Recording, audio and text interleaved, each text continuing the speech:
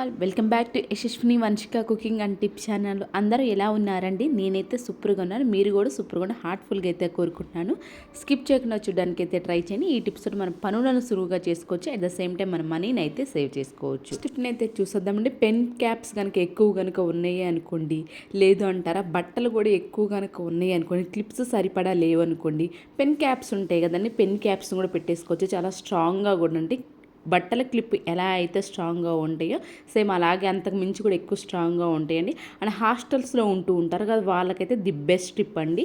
వాళ్ళకి in case బట్టల clips కనుక లేవు అనుకోండి, ఇలాంటి పెన్ క్యాప్స్ యూజ్ చేస్తే బట్టలు అయితే మంచి హోల్డర్ లాగా అయితే ఉంటుంది. ఐ హోప్ టిప్ అయితే నచ్చిందని అనుకుంటున్నాను. అండ్ నెక్స్ట్ టిప్ వచ్చేసి పాత కాటన్ క్లాత్ ఏదైనా ఉంది అనుకోండి, దాన్ని అయితే కొంచెం అయితే తీసేసుకోవాలండి.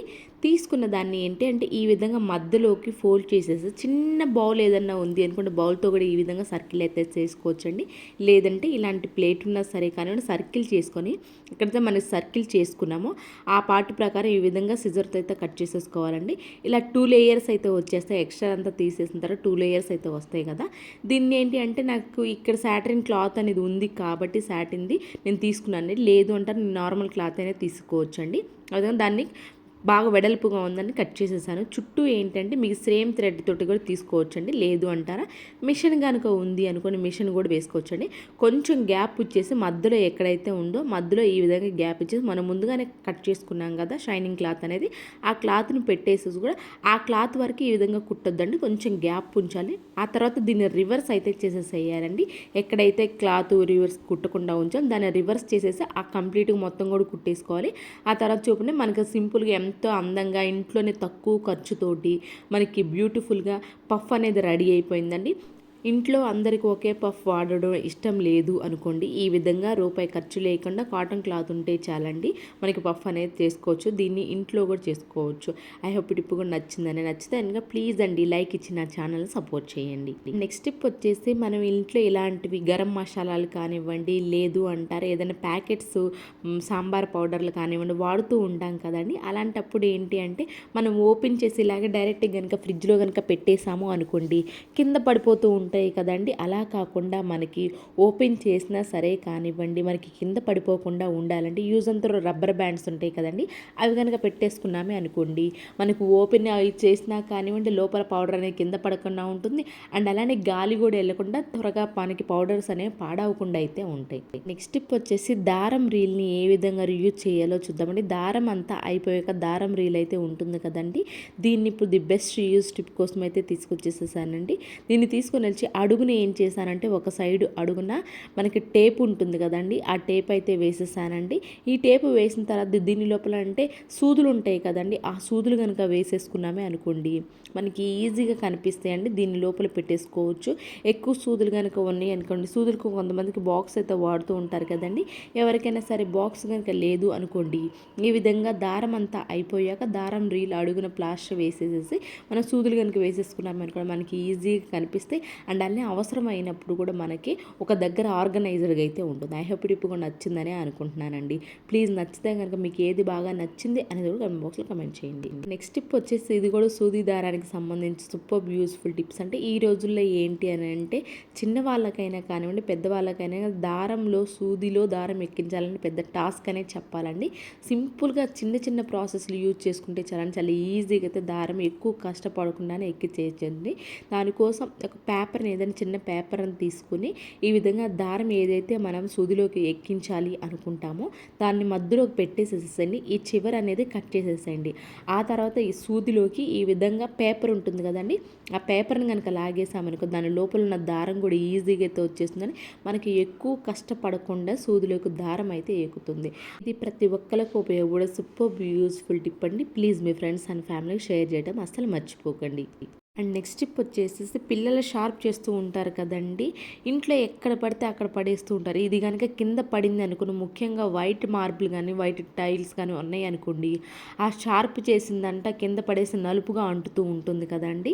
పిల్లలు ఎన్నిసార్లు షార్ప్ చేసినా సరే కానివ్వండి మనకి కింద ఆ మార్బుల్కి అంటకుండా ఉండాలి అని అనుకుంటే వాళ్ళు స్టడీ చేసే దగ్గర కనుక ఈ విధంగా వాటర్ బాటిల్ క్యాప్స్ ఉంటాయి కదండి, వీటిని కనుక పెట్టేసి ఇచ్చేసామనుకోండి, షార్ప్నర్ కూడా దానిలో పెట్టేసేసి మనకి వాళ్ళు షార్ప్ చేసిన ప్రతిసారి కూడా ఆ వచ్చిన పీల్ అనేది దానిలో వేస్తూ ఉంటారు కాబట్టి కింద పడే ఛాన్స్ అయితే లేకుండా అయితే ఉంటుంది. సింపుల్ ట్రిప్ అయినప్పుడు కూడా చాలా బాగా వర్క్ అవుతుంది, ట్రై చేయండి.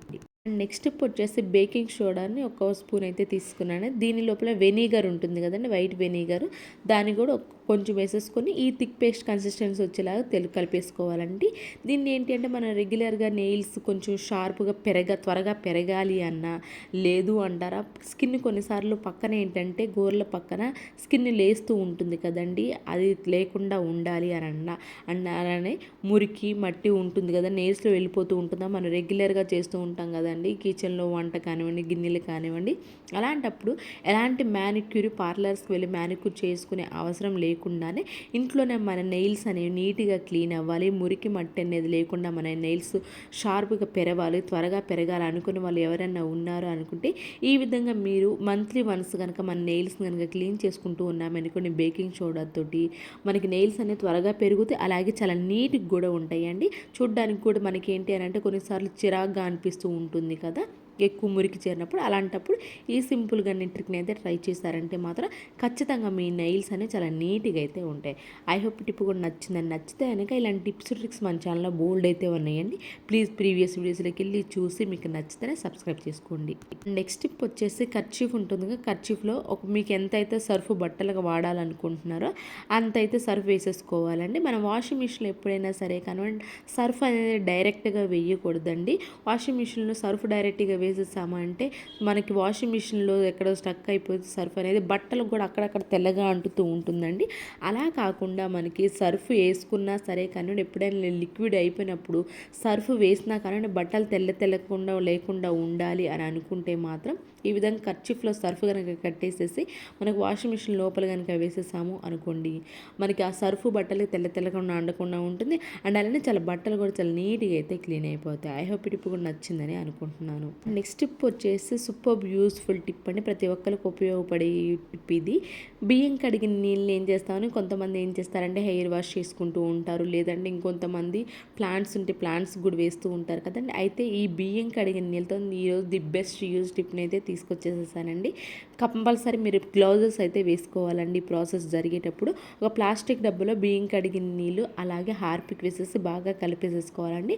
ఆ తర్వాత దేనికి ఉపయోగిస్తాం అనుకుంటున్నారా, మన కిచెన్లో బాల్కనీ ఉంటుంది ఆ టైల్స్ కానివ్వండి, గోడలు ఉంటాయి కదండి అక్కడ కానివ్వండి, లేదంటే వాష్ ఏరియాలో టైల్స్ కానివ్వండి, ఏంటంటే కొన్ని రోజులకు వాడగా ఏమవుతుందంటే ఈ విధంగా నలుపు అనేది చేరుతూ ఉంటుంది కదండి. మనం ఎలాంటి కెమికల్స్ ఎక్కువ కనుక హార్ష్ కెమికల్స్ వాడేవంటి కొంచెం కాస్ట్లీ కూడా మనకి త్వరగా పాడైపోతే ఛాన్స్ ఉంటాయి కదండి.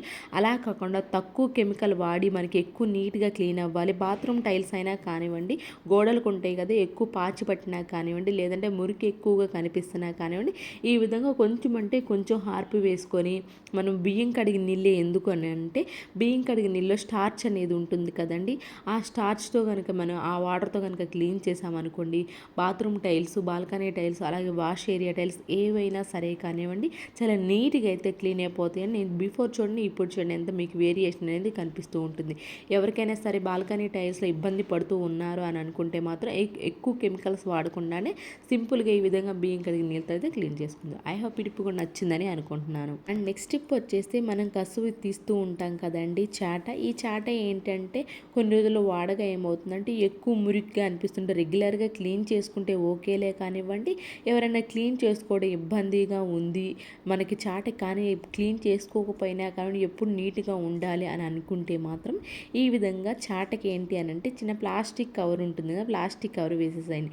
ఎప్పుడైతే మీరు చాటలోకి కసువు ఎత్తుతూ ఉంటారో ఆ టైంలో ఈ విధంగా ప్లాస్టిక్ కవర్ కట్టేసేసి ఆ తర్వాత కనుక మీరు కసువు ఎత్తారు అనుకోండి మనకు కొంచెం కూడా చాటకు అనేది కసువు అంటకుండా ఉంటుంది. కాబట్టి మన చాట ఎప్పుడు చూసినా కొత్త దానిలాగా అప్పుడే క్లీన్ చేసిన దానిలాగైతే ఉంటుంది.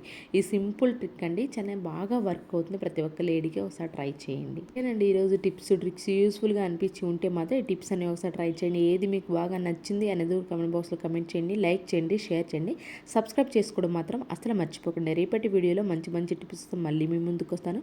అంతవరకు మీ అందరూ హ్యాపీగా ఉన్న హార్ట్ఫుల్గా అయితే కోరుకున్నాను. Thank you so much for your watching.